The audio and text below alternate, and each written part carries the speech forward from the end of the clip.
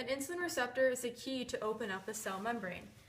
It is made out of two subunits which are located on the outside of the cell, which is represented by the magnet, and outside and in the membrane, which is under the blood vessel. The subunits found in the membrane and in the membrane are chemically bonded together. Only the extracellular subunits contain the binding site for insulin. Once insulin binds to the extracellular subunits, the binding activates a chemical reaction which travels to the linked subunits in the cell. The occurring mechanism sends chemical signals to proteins within the cell. The chemical signal allows the movement of glucose transporters to the cell membrane. Well, glucose transporters' function is to transfer glucose from the blood through the cell membrane, but are useless without activation from insulin. Also, the glucose transporters are found in vesicles, which are organelles located within a cell cytoplasm. When a type 2 diabetic eats, their blood glucose levels rise. This causes the beta cells in the pancreas to secrete insulin, represented by the blue puffballs, and the insulin is represented by the metallic silver washers. The insulin is now being released into the bloodstream. As you can see, the insulin immediately bonds to the insulin receptors, changing the shape of the glucose transport protein to open the cell membranes. The glucose is now entering this part of the bloodstream, and the open cell membranes allow for the glucose to enter the cell. As shown, the glucose is now in the cell, and the cell is getting the energy it needs. But what happens when blood glucose levels get low? The alpha cells in the pancreas, represented by the pink puffballs, produce glucagon. Glucagon is sent to the liver and says, I need more sugar, break down some glycogen. Glycogen is strung together strands of glucose. It is broken down back into glucose, and the glucose is then released into the bloodstream. This is shown by the green puffballs being released back into the bloodstream.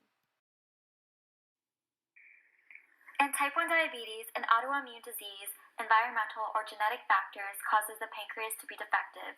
The pancreas beta cells, represented by blue puffballs, are destroyed. These beta cells are responsible for producing insulin. Therefore, type 1 diabetics lack the insulin hormone.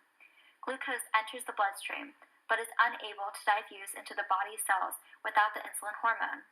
Cells can only open when the insulin binds to the receptors on the cell membrane. As a result, the glucose remains in the bloodstream, causing glucose buildup in the blood, known as hyperglycemia.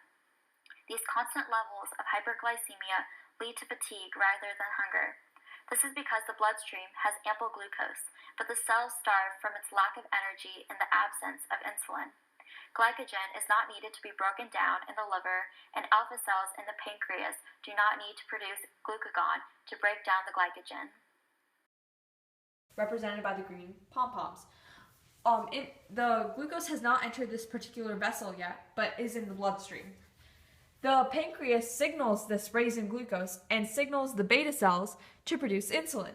Insulin is a hormone that is released into the bloodstream when there's a high level of blood glucose to control the amount of glucose. The insulin is now being released into the bloodstream. The power of the bloodstream moves the insulin, but for some reason, it cannot bond to the insulin receptors.